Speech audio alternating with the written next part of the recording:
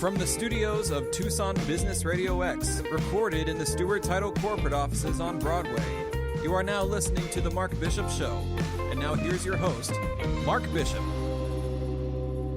And welcome to another Mark Bishop Show. Well, 15 years ago, my guest won the world's largest body transformation contest for regular people. It's called the Body for Life Transformation Challenge, to bring back memories.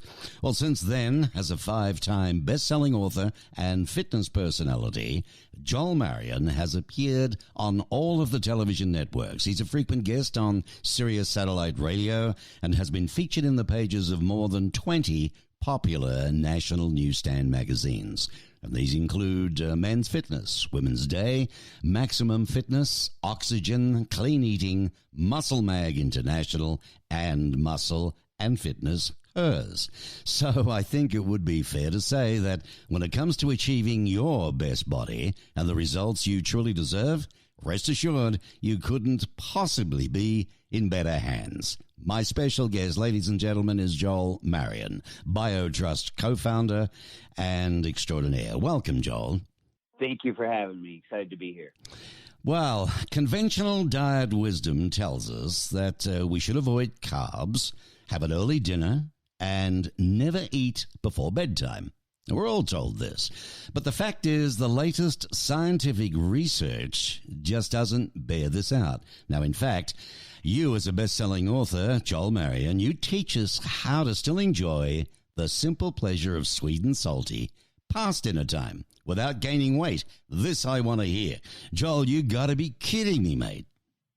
Yeah, we've all been fed a lie, including myself. I was programmed to believe through my certifications and textbook education that, breakfast is the most important meal of the day, and there's just no evidence to support that. We could talk a little bit more about that, and that the calories that you eat late at night are no different than the calories you eat early in the day. The metabolism is fully functional. The digestive tract is fully functional, and they've done side-by-side research studies where there's absolutely no difference in weight loss from people who eat their calories early in the day versus calories later in the day, with all things being equal calorie and macronutrient wise. And then a couple groundbreaking studies even show that eating carbs at dinner time, late night carb eaters not only lose more weight, they regulate their cortisol cycle and sleep better because they release more melatonin and serotonin. So there is all kinds of research to back up this pattern of eating that really caters to our natural instinct. And I cite over 90 studies in my book showing exactly why this pattern of eating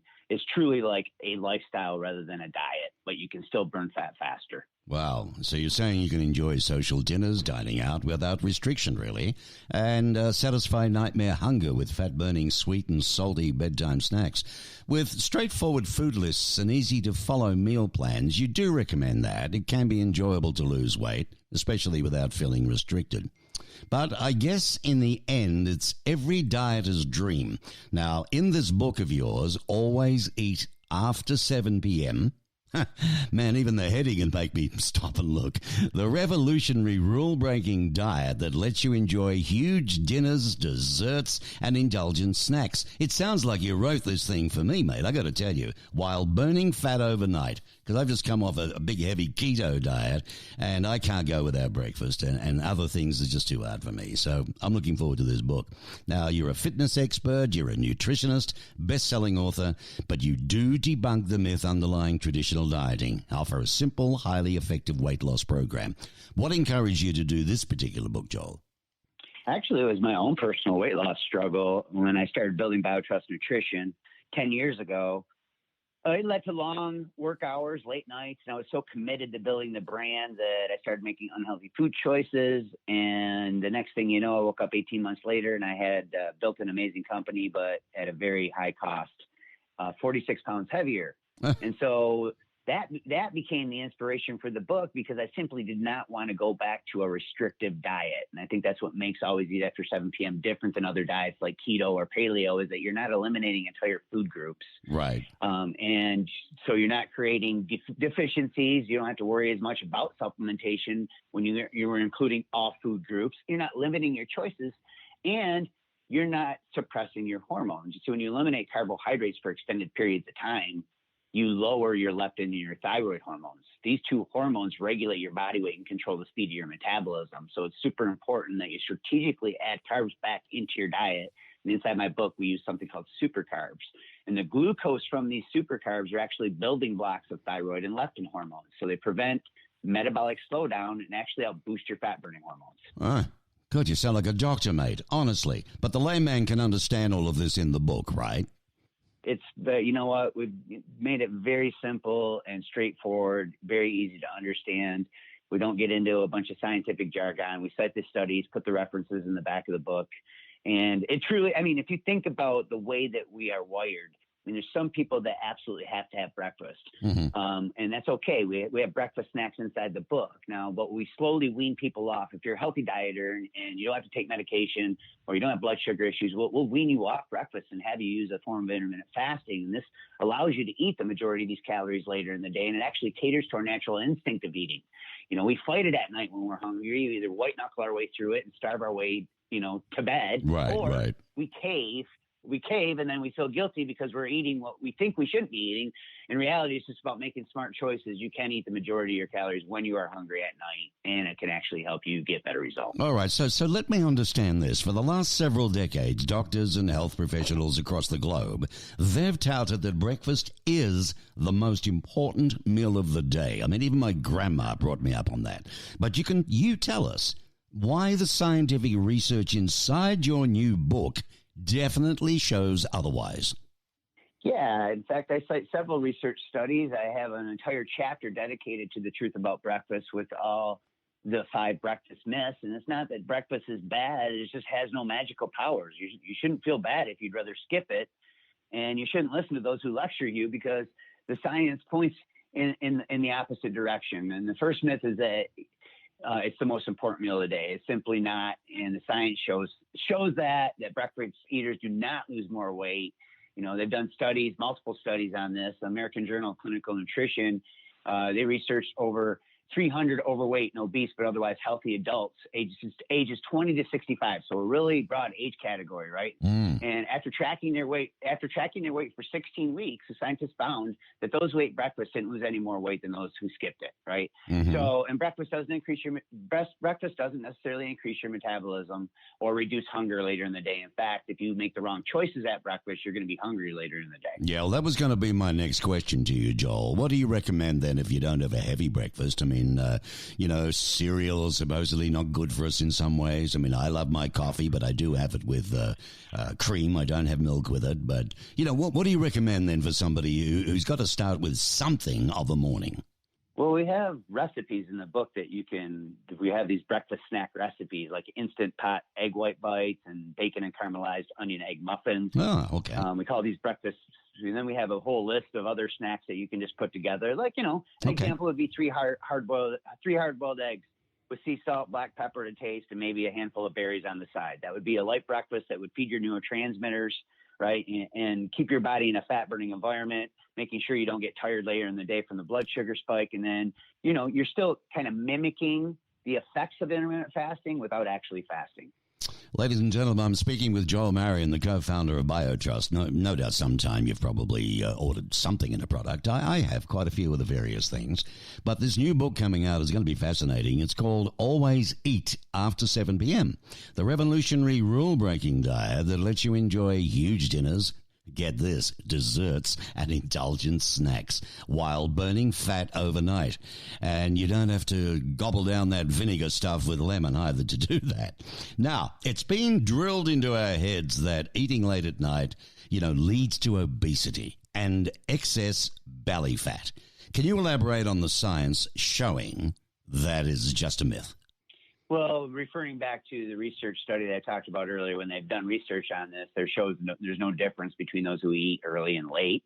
And in fact, the carb eaters, the people who eat their carbs later in the day versus early in the day, actually lose more weight.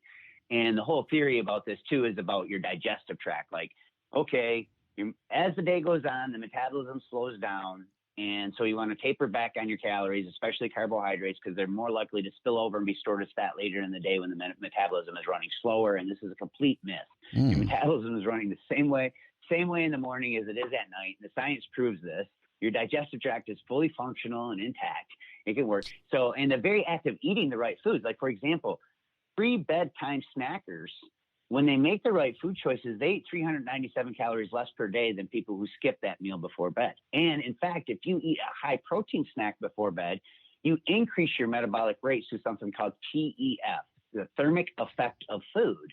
And when your body digests protein, it burns double the calories than it would when it digests fats or carbohydrates. By having a high protein snack before bed, you have more stabilized blood sugar when you wake up. You gain more lean muscle tissue. Research shows that 20 to 40 grams of protein before bed increases muscle protein synthesis. And then at the same time, you're releasing a small amount of insulin, and this is going to help you release that serotonin and melatonin for deeper sleep. Wow. That's another thing, right? More restful sleep, deeper sleep. So late night eating, it doesn't necessarily slow down your metabolism or interfere with the digestion. There's another one. One of the most common diet recommendations, Joel, is to avoid eating carbs, especially after 7 p.m. This one's been heavy because they pack on the pounds, apparently. Now, your book uncovers science that turned this on its head. Can you elaborate on that one? Yes, and it just goes back to strategic combinations again. So, and choices, right? Like eating carbs when they're healthy carbs. You're thinking here like sweet potatoes, quinoa, oats. Mm-hmm. You got, even white rice is pure glucose. Remember, glucose is that building block of leptin and thyroid hormones. These are the two hormones that regulate your body weight and control the speed of your metabolism. So by avoiding and eliminating carbs, it only takes 1 week before both these hormones decline up to 50%. So it's very important that you strategically add them in your plan, but you have to make the right choices. You have to time them properly, and you have to combine them with other foods the right way. And that's really the formula that I share in my book. We typically will use like a fist-sized portion of a starchy carbohydrate, like a potato. Mm-hmm. Now, but if you put that next to like spaghetti squash, well, you could have 3 or 4 cups of that spaghetti squash and get the same calories as a potato. So both are healthy choices, but if you want to eat more, you opt for the squash and you can have 3 times the amount. And this is something in the book that we call portion volumization with super carbs. And these super carbs is what's responsible for not only regulating your cortisol cycle, inducing that deep sleep, like I mentioned as well. It's the building block of these hormones that control our metabolism and our weight loss. Well, there you go. And it's all in the book and easy to follow. And I understand about the spaghetti squash. My wife's been cooking that in the keto diet. Very nice. But I'm a Prieties guy. I love my spuds, and I've missed them terribly, carbs. And I stopped drinking beer. But I tell you what, out of left field, what's the experience with getting rid of a bit of a gut? A little bit of belly fat. If you can't get the time to go to a gym, and if you don't get the time to be walking around the block 60 times, what's another way of being able to get rid of that?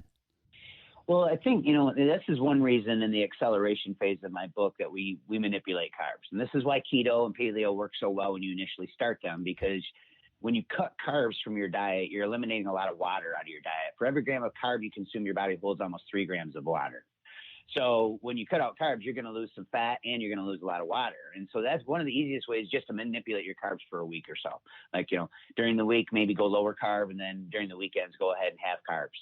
And you'll see that your belly will get a little flatter and firmer because you're not holding as much water. And then to piggyback on that, just drink more water. I mean, the more water you consume, the less your body holds on to. And a lot of people who feel bloated, or they feel like they're retaining water, it's really just because you don't have enough water in your system. Most people think, oh, I'm bloated, I don't want to drink more water. Well, no, you need more water because then your body will hold on to less of it. Well, there you go. Well, that's another popular one, but that is true. Listen, this new innovative diet book will be available when? When's it coming out, Joel? It's available. You can get it at joelmarion.com. That's JoelMarion.com. And then it is in bookstores, so as they slowly reopen here in the United States, it'll be available there as well. So, ladies and gentlemen, the best way for you to get more information, have a good read, it's a good site, www.joelmarion.com. That's Joel Marion, Marion, joelmarion.com. Get onto that, have a good read in your podgies, pajamas, whatever. But the book, always eat after 7 p.m. The revolutionary rule-breaking diet that lets you enjoy huge dinners, desserts, and indulgent snacks, all while burning fat overnight. Yay, it's arrived, finally. Hey, Joel, it's been an absolute pleasure. Thanks for bringing this one out, and I hope it's a big seller for you. Excellent interview. Thank you for having me. You're most welcome. Bye-bye now.